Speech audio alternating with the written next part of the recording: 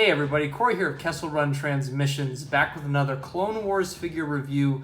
Like I promised in the 501st ARC Trooper set, I would have more Clone Wars products to show you guys early, and here they are, some new Black Series. We've got the Super Commando Captain, as well as Ahsoka's 332nd Clone Trooper from the Black Series. First, we're going to look at the packaging here for 332nd Ahsoka's Clone Trooper, as it says right there on the packaging.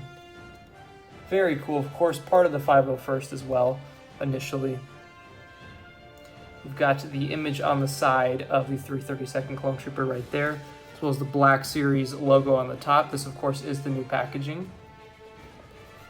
I love the artwork on the side right there.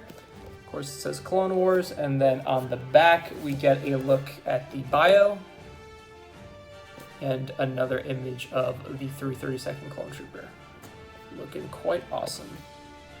So let's go ahead and bust this guy open before we take a look at the Mandalorian and see what he's all about. Alright guys, so here is the 332nd Clone Trooper out of the packaging, standing right next to Captain Rex in his Phase 2 armor, which of course was released a couple years back and is still a phenomenal figure. So if you pick up the 332nd clone, I hope you guys already have Rex, because you're going to want to have him for this set, and of course when Ahsoka comes out it'll be even better. So let me take Rex away for just 1 second and take a look at the 332nd Clone Trooper. So as you guys know, this is a Walmart exclusive here in the US. I'm not sure exactly how he's going to be distributed in the UK or any other international areas, but I'm pretty sure he's up for pre-order on a couple of international websites right now.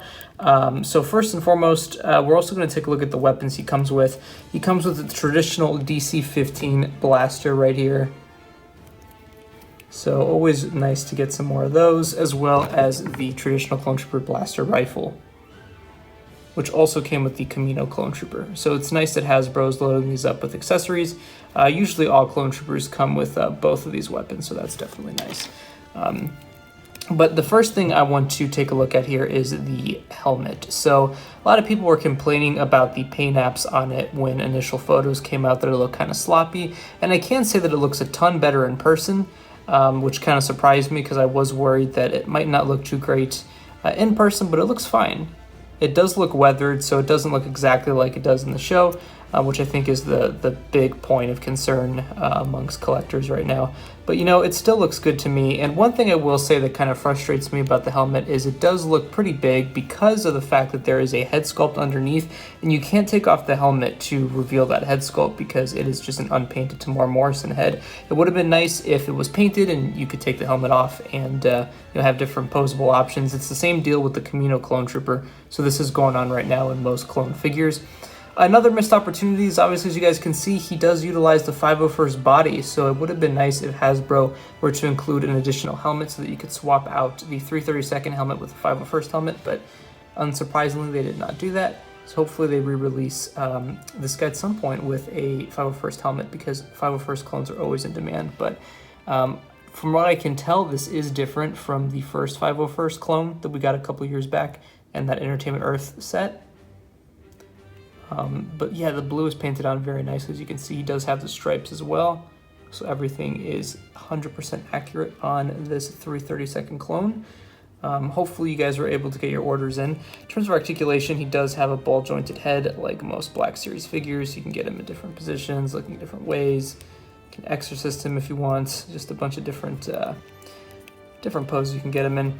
Ball jointed shoulders as always, and he does have double hinged elbows, which is awesome. So that really means you can get him in various different action poses if you so please. I mean, even just doing that, it looks cool. It does have ball jointed wrists, which is awesome, as well as hips, double jointed knees, and of course ball hinged ankles, which is awesome. I love that hinge, and they're also ball jointed as well, so you can get them into various poses. So traditional Clone Trooper articulation, you know, Hasbro never fails with articulation on the Clone Troopers, so that is always awesome. But I can totally see building an army of these guys. I mean, it's a phenomenal figure, and I know a couple people have also pointed out that the helmet looks to be a blend between animation and realistic style Clone Wars interpretations. I kind of see where people are coming from. The visor is a lot more angular like the Clone Wars, and then it kind of dips off. But I will also say that right here, this portion in the middle of the helmet is very Clone Wars-esque as well. So yeah, it's not a fully animated figure, but it's a hybrid pretty much. So I don't know, I like it. I think it looks fine. Like, I wasn't necessarily expecting that this guy would be that good just based on the initial photos, but after having it in hand, I really like it, and hopefully we're able to build an army of these guys at some point. So I'm going to move on to the next figure, which of course is the Darth Maul Mandalorian, and see what he's all about. All right, guys, I got to be honest. I did not think I would like this figure just due to the proportions, but this is easily a top 10 Black Series figure.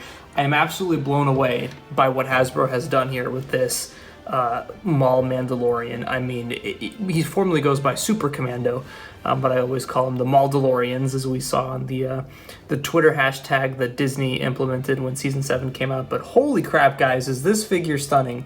Again, I did not expect to love this figure as much as I do.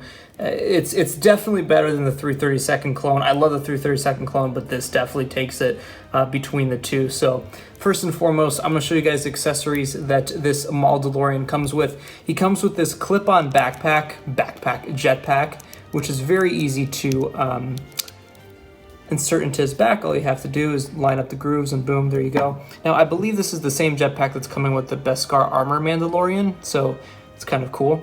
It does look the same to me. We've got little blemishes of red right there on the circular parts of the jetpack, so that's cool. But other than that, it's kind of just a bland piece of plastic, but that's fine. It looks fine. Like I said, all you have to do is line up the grooves, and it just inserts like so, and it pops in. So that's cool. He also comes with the 2 Mandalorian blaster pistols, which we're going to be seeing a lot of, I think, going forward, especially as we see the release of the blue Mandalorian as well, the Death Watch looking Mando, or the Night Owl. So that's going to be cool. But yeah, so guys, first off, look at this helmet. Look how phenomenal that looks. He's got the horns up on top of his head, and it's cool because not all the Mandalorians are like this. Some of them don't have the horns, so we've got, this is obviously the Commando, and he's very Gar Saxon-like, so you could probably make an easy Gar Saxon custom out of this figure. Hopefully Hasbro releases Gar Saxon down the line, but you can see the really, really awesome detail of the Darth Maul-like tattoos throughout the helmet, mixed in with the black and the gray portions of it. It looks phenomenal. Now, one question I know a lot of people are asking is if this was the Jango Fett sculpt, and I can confirm it is. The Jango Fett sculpt was a little thick, and this guy's definitely a little bit thick, but in hand you can't actually notice it as much. It's pretty awesome. When you get him into action poses, it really works. You can see the awesome Darth Maul tattoo patterns going on the body. Looks phenomenal. We got some battle damage going on there. And you can actually probably make a pretty badass custom Obi-Wan and Mandalorian armor disguise with this figure, which would be something I might do. Looks phenomenal. Just Hasbro really outdid themselves with this one. This one's definitely going to be popular. He, of course, has the dart ready to go on his gauntlet right there. I believe the Mandalorian has the exact same piece on his figure. Or no, Jango Fett definitely does, but I'm not sure about the Mandalorian.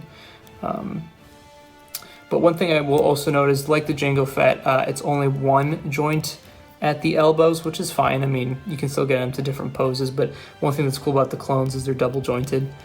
It does have ball hinged. He does have ball hinged shoulders here, which is awesome. Again, you can get into some great poses.